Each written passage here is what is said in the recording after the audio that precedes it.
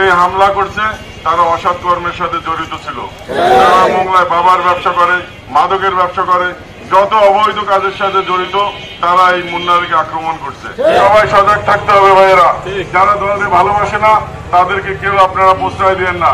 এরা হচ্ছে স্বার্থবাদী, এরা হচ্ছে অর্থ কিভাবে অবৈধ পথে ইনকাম করবে, এটা হচ্ছে এদের ধান্দা।